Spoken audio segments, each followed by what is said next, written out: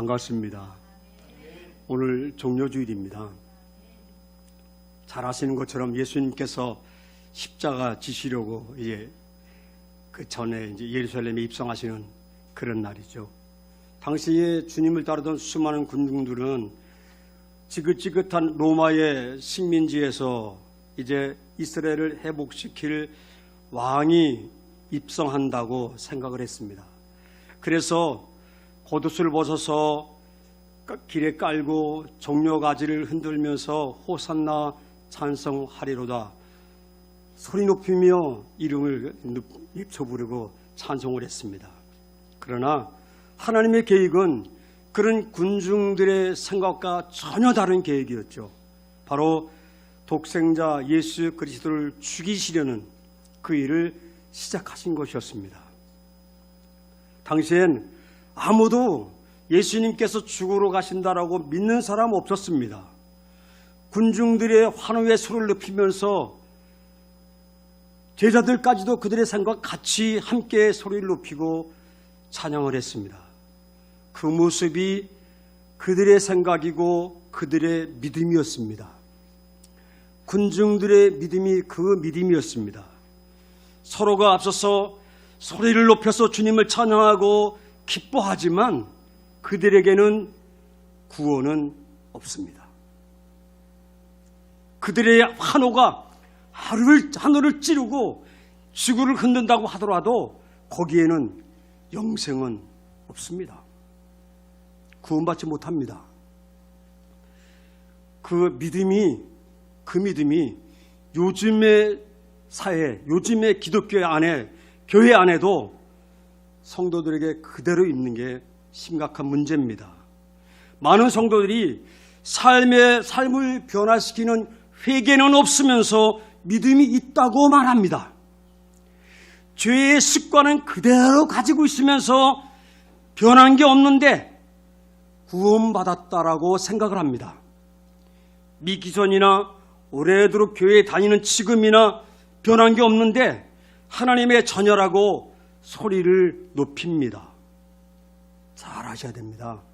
거기에는요, 구원은 없습니다. 그런 사람들에게 종려주일은 아무런 의미가 없는 것입니다.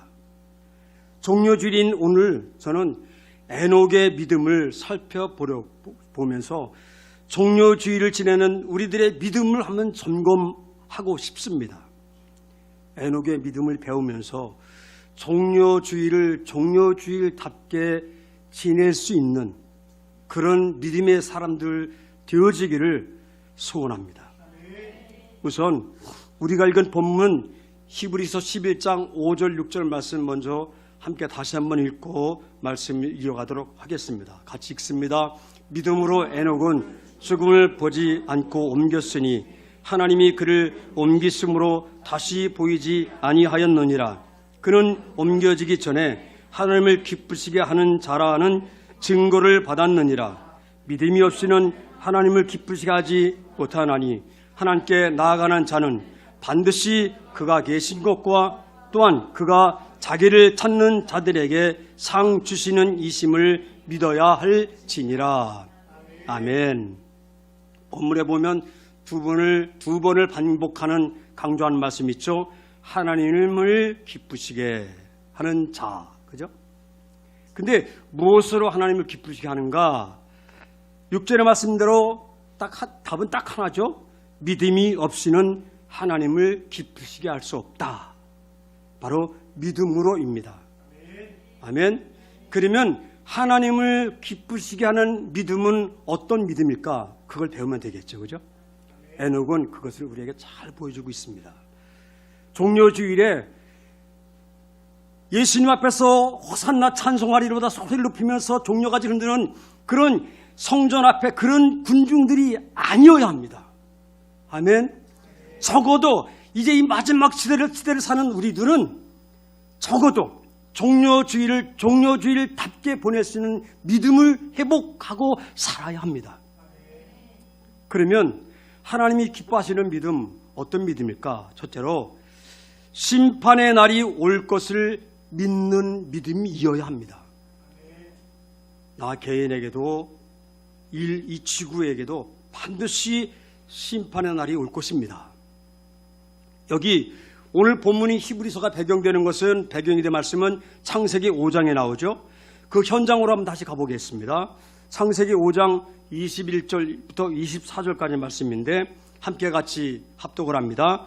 에녹은 65세에 무두셀라를 낳고 무두셀라를 낳은 후 300년을 하나님과 동행하며 자녀를 낳았으며 그는 365세를 살았더라. 에녹이 하나님과 동행하더니 하나님이 그를 데려가심으로 세상에 있지 아니하였더라. 아멘.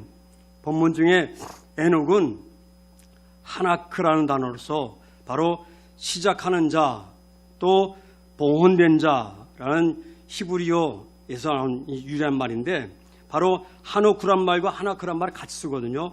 그래서 하나크란 말은 바치다, 취임시키다. 하노크는 시작하는 자, 봉헌된 자, 같이 비슷한 뜻을 가지고 있습니다. 그 이름의 뜻대로 에녹은 하나님께 봉헌된 자의 삶을 살았습니다. 근데 에녹이 그렇게 하나님께 드려진 자의 삶을 사는데 65세가 될 무렵에 그는 하나님의 아주 두려운 예언을 받게 됩니다. 계시를 받게 됩니다. 성경에는 계시를 받았단 말은 나오지 않지만 그 에녹의 아들 무두셀라의 이름을 보면 그것을 금방 알게 됩니다. 에녹이 65세의 아들을 낳아서 그 이름을 무두셀라라고 지었습니다. 무두셀라라는 해석은, 이름의 해석은 두 가지가 나오는데 하나는 성인 남자를 따르는 마트와 병기와 창, 활 이런 병기를 말하는 쉘라흐가 합쳐진 합성어입니다. 그래서 병기의 사람 또 창의 사람 이렇게 말합니다. 고대 근동의 설화에 의하면 각 부족마다, 그때는 부족 사이니까 부족마다 이 병기든 자가 있었습니다. 창을 가진 자가 있어서 그 부족 마을을 지키는 수호신처럼 살았습니다. 그런데 그때는 약육독식의 사회잖아요. 강자 독식이 사회. 그러니까 만약에 다른 부족이 쳐들어와서 그 병기든 자를 죽이면 그 부족 마을은 완전히 끝장나는 겁니다. 다 괴멸되고 마는 겁니다. 그런 사회였습니다. 그걸 뜻하는 말입니다. 그래서 병기든 자란 말이 있고 또 하나는 죽음과 심판을 뜻하는 무트란 말과 보낸다라는 샬라트가 합쳐진 합성어입니다. 그를 보내면 죽음과 심판이 온다. 그런 뜻이죠. 어떻게 보면 마트나 이제 무트 말을 쓰는 두 단어가 다 비슷한 뜻을 가지고 있습니다. 그래서 무두셀라가 가면 그 땅에 죽음과 심판이 올 것이다. 그런 예언이죠. 근데 참 묘한 것은 그때부터 에녹은 하나님과 동행했다라고 두 번 계속 반복하고 있습니다. 강조하고 있습니다. 에녹은 아들을 낳은 후부터 하나님과 동행했다고 합니다. 그러면 그전에도 하나님과 동행한 것이 아니냐?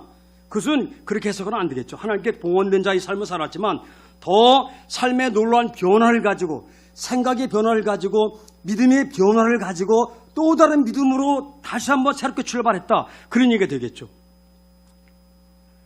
그는 에녹이란 자기 아들의 이름을 부를 때마다 심판하실 하나님을 생각하지 않을 수가 없었습니다.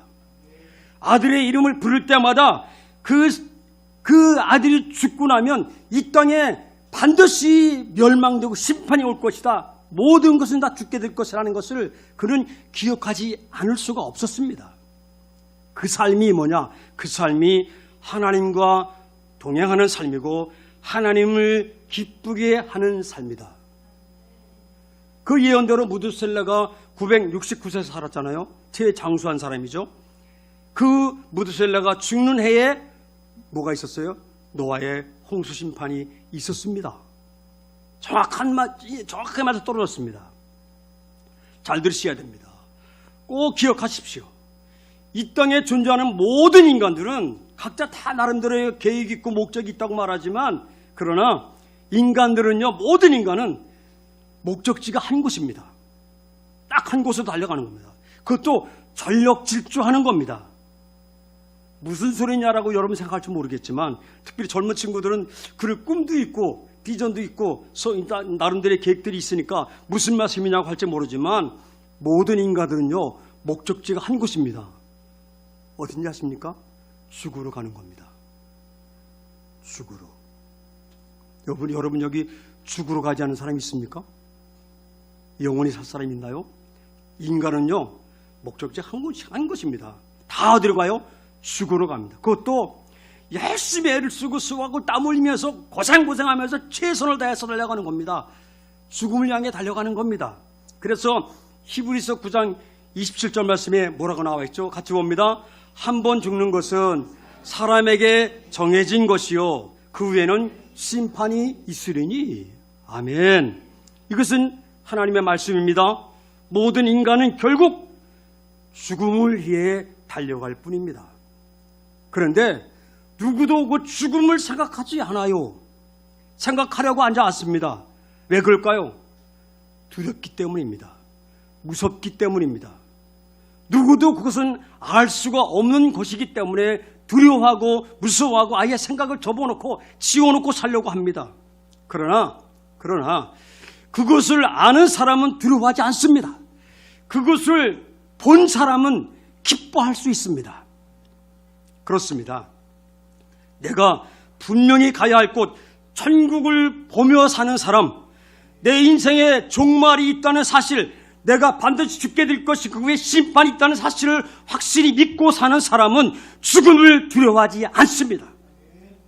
그게 진짜 믿음, 참 믿음, 하나님이 기뻐하시는 믿음입니다. 그래서 히브리서에서는, 히브리 11장에서는 믿음을 가르치고 있잖아요. 믿음은 바라는 것의 실상이 쭉 나오기 시작하는데 그 히브리서 11장은 참 읽어보면 읽어볼수록 매력이 있어. 1절에서는 11장 1절에서는 믿음의 본질이나 믿음의 정의를 말하고 또 3절에서는 이제 믿음의 시작은 어디서부터 시작되는 것이냐? 믿음의 시작을 말하고 거기에부터 이제 믿음의 영웅들을 소개하고 있잖아요. 거기에서 1절에서 히브리서 11장 1절 말씀 같이 봅니다. 믿음은 바라는 것들의 실상이요 보이지 않는 것들의 증거니. 여기서 믿음은 이라는 말은 뭐냐면 이것이 헬라어로 에스틴 데 피스티스거든요. 에스틴 것은 무엇이다. 대는 나오란 말 똑같은 말인데 지금 항상 그러하다. 항상 변함없이 그러함. 그것이 피스티스는 믿음 그죠? 믿음인데 어떤 믿음이냐? 존재와 행위에 대한 신뢰와 신념을 말합니다. 현재 존재하고 보여지는 것들에 대한 신뢰와 신념이죠. 그러니까 천국을 바라보되 우리의 미래, 우리의 심판, 우리의 영원한 세계를 바라보되 지금 그 존재와 그 행위를 신뢰하고 신념으로 갖는 겁니다. 아멘. 지금. 그래 믿음은 언제나 지금 믿음이지 어제의 믿음이 아무 쓸모가 없는 거예요. 미래의 믿음도 보장할 수 없는 겁니다. 지금 믿음이에요. 지금 믿음. 아멘. 지금 어떤 믿음? 그 실체, 그 존재를 신뢰하고 신령하는 겁니다. 아멘.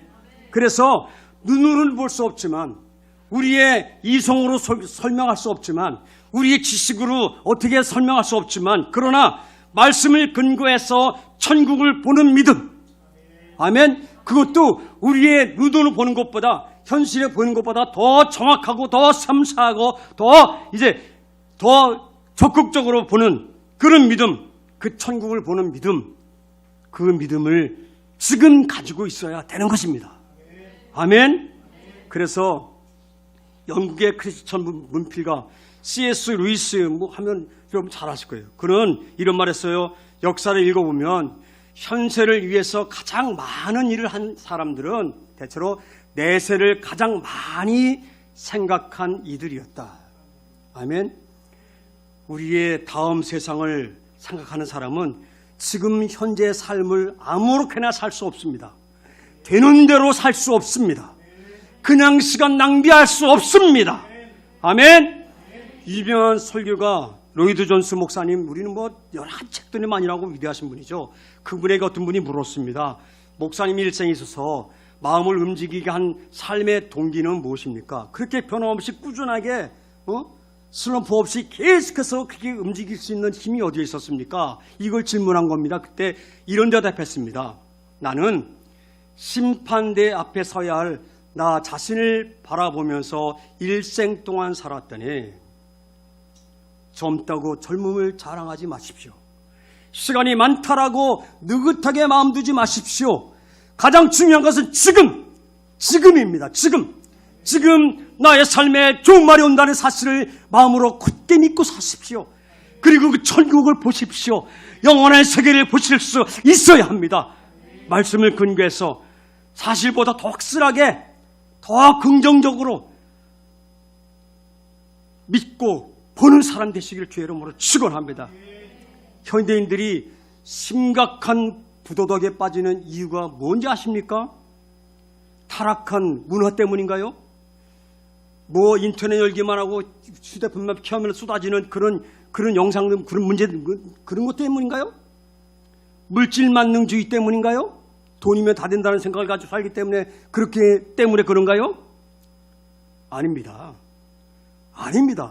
답은 한 가지입니다. 뭐예요? 하나님의 심판을 믿지 않기 때문입니다. 그래서 사람들은 타락하고 도덕적으로 붕괴됩니다. 이 시대는 믿음으로 살기 정말로 어려운 시대입니다. 우리는 언젠가 반드시 심판대 아래 서게 될 것입니다. 이 땅의 삶은 영원한 삶이 아닙니다. 순식간에 죽음의 순간이 내 턱 앞으로 확 다가올 겁니다. 지금 현재 항상 개인의 종말이 다가올 것을 믿으십시오. 지금 현재 항상 주님의 재림이 반드시 온다는 사실을 믿으시기를 주의 이름으로 축원합니다. 현재 지금 항상 내 호흡이 맞추는 그 순간까지 저 천국을 실상으로 견고히 붙잡고 살아가십시오. 그 믿음이 종료주일에 가져야 할 믿음입니다. 하나님을 기쁘시게 하는 믿음인 줄로 믿습니다. 하나님을 기쁘시게 하는 믿음 두 번째는 바로 하나님과 동행하는 믿음입니다. 앞에서 읽으신 창세기 5장 본문에는 에녹이 65세가 되어서 하나님과 동행했다는 말이 두 번이나 반복해서 강조되고 있습니다. 본문에서 동행하다, 이것은 할라크란 말을 쓰는데 삶의 방식을 따르다, 함께 걷다, 그런 뜻을 가지고 있죠. 그러니까 에녹은 하나님께서 원하시는 삶의 원리를 따라서 마치 한 몸을 이룬 부부처럼 아주 친밀하게 하나님과 교제하는 삶을 살아갔다, 그런 얘기입니다. 우리가 우리의 삶 가운데 현장에서 늘 하나님과 내 상식이나 내 경험이나 내가 가지고 있는 어떤 알량한 그런 어떤 실력 같은 것을 앞세우려고 하지 아니하고 하나님의 뜻이 무엇인가를 고민하면서 그 뜻을 따라가려고 살아가는 그런 삶의 자세가 우리에게 필요합니다. 그러면 히브리서를 봤던 그 당시의 그 역사적 시대에는 어떤 생활이었기 때문에 우리 히브리서를 기록하면서 히브리서에서 그 에녹의 믿음을 바우라고 이렇게 기록을 해놨을까? 우리는 그 현장을 살펴볼 필요가 있습니다. 히브리서를 받는 시대, 신약 시대죠. 그 시대의 현장은 어땠을까?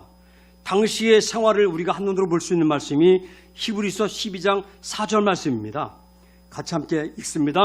너희가 죄와 싸우되 아직 피 흘리기까지는 대항하지 아니하고.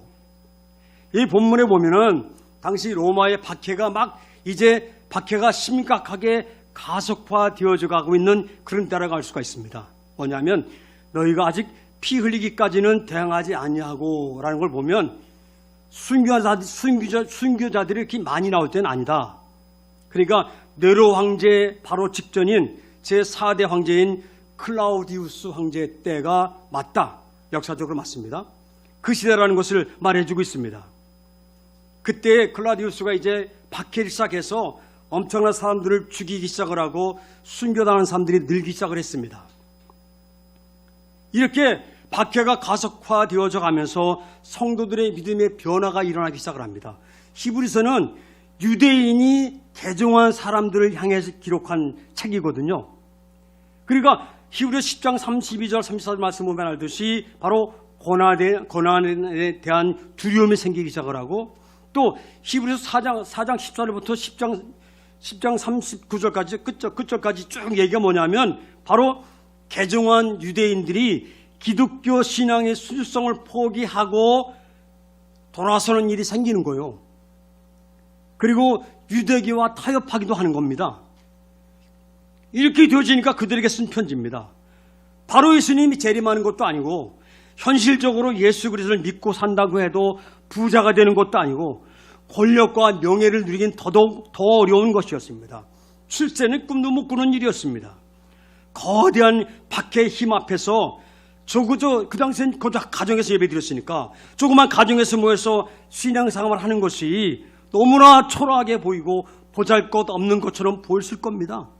우리가 이렇게 정말 얼마나 좋은 이 둥지 안에서 우리가 모여서 옹기종기 모여서 예배드리는 모습이 어떻게 보면 이 세상의 압도적인 그런 이제 반기독교적 힘에 밀려서 초라해 보일 수도 있고 그럴 수도 있는 것이죠. 결국 그때 당시 교회 안에 어떤 일이 벌어졌는지 아십니까? 히브리서 6장 4절부터 6절까지 말씀 보면 확 눈에 들어오죠. 같이 봅니다.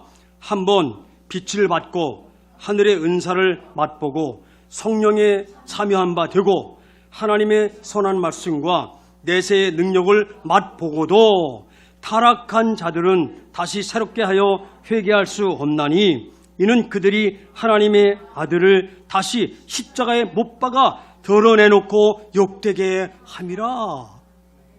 여기 정말 위대한 큰 믿음을 가진 사람들이 소개되고 있습니다. 성령의 빛을 받았습니다. 사도 바울처럼. 그렇죠? 은사를 체험했습니다. 말씀의 능력도 소유한 사람들입니다. 내세의 능력, 우리 천국을 확 본 겁니다. 얼마나 좋았겠어요. 그런데 충격적인 게 뭔지 아십니까? 그때 하나님의 은혜를 배반하고 믿음을 배반한 사람들이 생겨나기 시작한 겁니다. 하나씩 둘씩 교회를 떠나가고 예수 그리스도를 버리는 일들이 눈에 들어온 겁니다. 이렇게 되어지니까 교회는 정말 심각한 문제들이 생겨났고, 그때부터 교회는 정말 어떻게 보면 더 무기력한 모습으로 보여질 수 있습니다. 그런 시대에 에녹의 믿음을 배우라고 여기 기록을 해놓고 있습니다. 그런데 그때 당시 히브리서를 받는 그 시대나 지금이나 여러분 어때요? 똑같아요. 지금도 여전히 한국 기독교는 더더욱 지금 심각한 위기에 놓여 있습니다. 이럴 때 에녹의 믿음, 동행하는 믿음을 지켜나가라고 오늘 말씀하고 있음을 여러분 믿으십시오. 그러면 이런 시대, 이런 정말 믿음 생활하기 어려운 시대에 동행하는 믿음을 어떻게 지킬 수 있을까? 그 방법 하나 소개해 드리겠습니다. 사실은 원고를 쓸 때 다른 동행하는 믿음에 대한 원고를 쭉 쓰다가 마음이 영 편치 않았어요. 다른 생각이 자꾸만 났어요. 바로 코람 데오란 말입니다. 코람 데오 신앙생활. 코람 데오는 라틴어입니다. 바로 면전에서 바로 앞에서를 뜻하는 코람과 하나님을 뜻하는 데우스가 합쳐진 합성어입니다. 바로 뭐냐? 하나님의 면전에서, 하나님 앞에서를 말합니다. 이 면전이라는 것은 하나님의 숨결이 얼굴에 피부에 느껴질 만큼, 간질간질할 만큼 느껴질 만큼 가까운 거리를 말하는 그런 표현입니다. 하나님이 바로 나와 함께하고 계시는데 내가 어디 있느냐? 하나님의 바로 숨결이 느껴지는, 피부에 닿는 그 앞에 있다. 그런 믿음 생활을 하는 겁니다. 모세가 그렇게 살았고 사무엘의 고백이 있었으며 다윗이 늘 그런 삶을 살았습니다. 사도행전의 고넬료의 고백이 그런 고백이었습니다. 주의 말씀을 듣기 위해서 베드로 앞에서 그랬죠. 주의 말씀을 듣기 위해서 우리가 하나님 앞에 있나이다. 거기 코람 데오란 말을 쓰고 있습니다. 제자들이 복음을 전하다 끌려 들어가서 모진 매를 맞고 나오면서 외친 말이 있습니다. 그때의 대제사장들과 율법사들에게 외친 말이 있습니다. 내가 하나님 앞에서 당신들의 말을 듣는 것과 하나님의 말씀을 이루는 것이 어느 것이 옳은지 너희들 판단해봐라. 거기서 하나님 앞에서 라는 말을 씁니다. 그래서 보고 들은 것을 전하지 증거하지 않을 수 없다라고 큰소리치며 나옵니다. 마틴 루터도 존 칼빈도 늘 코람데오를 입에 외치고 살았습니다. 중세 수도사들은 만나면 인사가 코람데오였습니다. 보배랑 성도 여러분, 갖가지 사람들의 소리가 교회에 넘치는 시대에 우리는 살고 있습니다.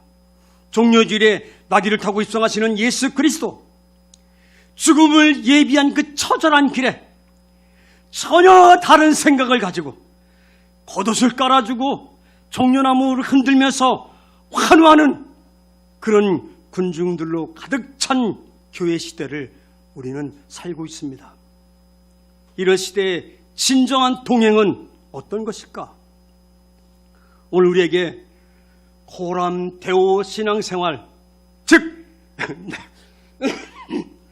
내 면전에 계신 하나님, 내 바로 눈앞에 계신 하나님을 늘 의식하며 사는 것입니다. 코람데오의 고백은 하나님을 온전히 믿고 신뢰한다는 고백입니다. 그러면 혼자 있을 때든지 함께 있을 때든지 사람 앞에 있을 때든지 교회에 있을 때든지 언제든지 하나님과 동행하는 삶을 살 수 있습니다. 하나님께서 오늘 이렇게 말씀하십니다. 사무엘상 16장 7절에서 말씀하십니다. 같이 믿음으로 고백하는 마음으로 같이 읽습니다. 사람은 예물을 보거니와 나 여호와는 중심을 보느니라. 아멘. 내 마음으로 어떤 생각을 가지고 있는가? 코람데오, 하나님 면전에 있습니다. 하나님 바로 지쳐져 있습니다. 아멘. 그런 은혜의 삶 되시기를 주의 이름으로 축원합니다. 한 가지 더 해야 되는데, 세 번째로 하나님이 기뻐하시는 믿음, 바로 반드시 계신 하나님, 상 주시는 하나님을 믿어야 합니다. 자, 이제 11장 6절 말씀 함께 합독을 하면 6절입니다. 같이 읽습니다. 시작. 믿음이 없이는 하나님을 기쁘시게 하지 못하나니 하나님께 나아가는 자는 반드시 그가 계신 것과 또한 그가 자기를 찾는 자들에게 상 주시는 이심을 믿어야 할지니라. 아멘. 믿음으로 하나님을 기쁘시게 하는 자들은 단서가 있습니다. 반드시 그가 계신 것을 믿어야 한다. 아멘. 바로 하나님 존재에 대한 신뢰입니다. 여기서 우리는 아주 중요한 것을 꼭 짚고 넘어가야 됩니다. 강북 제자교회는 아니지만 저는 여기 와서 정말 제가 너무 큰 은혜 받았고, 오늘 설교도 사실은 저에게 하는 설교입니다. 정말 큰 은혜 받았습니다. 찬양이 너무 뜨겁고, 우리 여기 앉아 계신 분들이 한 분 한 분이 얼마나 보배롭고 존귀한 분들인지 너무너무 감격을 하고 너무너무 감사하고 너무 좋습니다. 강북교회는 아니겠지만 교회 나면서 열심히 찬양도 하고 봉사도 하면서 믿음이 있는 척 하는 겁니다. 세상에서는 척을 하는 것이 일종의 처세술로 인정될 수도 있지만 믿음에 있어서는 척하는 것은 정말 엄청난 비극을 가져다 줍니다. 믿음에서 척은 위험한 정도가 아닙니다. 그것은 뭐예요? 척한 믿음 있는 척하면서 계속 살아가면 죽습니다. 구원받지 못합니다. 결국은 지옥 갑니다. 그런데 더 문제가 되는 게 뭔지 아십니까? 우리가 사는 삶의 현장이 척하기에 아주 적합한 환경에 학습되며 살고 있다는 겁니다. 왜요? 눈에 보이는 사람들을 보여주고 살아야 하니까. 하나님은 보이지 않으니까. 그렇잖아요? 그러니까 자연스럽게 사람들에게 보여주고 싶어하고 또 인정받고 싶어하고 칭찬 듣는 것 행복하고 그렇게 학습되며 살고 있고 학습하고 있어요. 그게 우리의 삶의 현장의 삶의 모습입니다. 보배로운 성도 여러분, 여러분 장례식장 가보셨어요? 우리 학생들은 잘 모르겠는데 장례식장 가보셨어요? 거기 누구 보러 갑니까? 죽은 사람 보러 갑니까? 산 사람 보러 가죠. 산 사람 보러 가죠. 저도 뭐 큰 교회에서 사역하다 보니까 장례식장을 수도 없이 갔죠. 제가 장례를 집례한 게 한 해에 보통 평균 1년에 130번 이상을 장례를 집례했습니다. 교회가 크다 보니까 성도들이 몇만 명 되니까 1년에 집례하는 장례만 해도 130번 횟수를 보면 100번은 최소한 넘어요. 100번은. 아무리 안 해도. 그런데 거기 갈 때마다 누구 보러 가요? 산 사람 보러 가요. 어느 때는 고인의 죽은 사람의 얼굴도 모르고 이름도 모르고 아무것도 모르는데 가. 왜? 친구 때문에, 가족 때문에 가는 거요. 산 사람 보러 가는 거요. 근데 우리가 교회 나올 때 그렇게 나오는 게 문제입니다. 그렇게 나오는 게.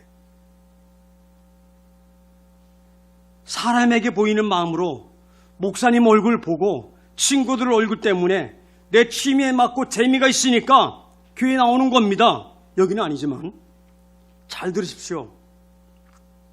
마음에 꼭 한번 다시 새기시기 바랍니다. 거기에는요 구원이 없습니다. 그 믿음에는요 영생도 없습니다.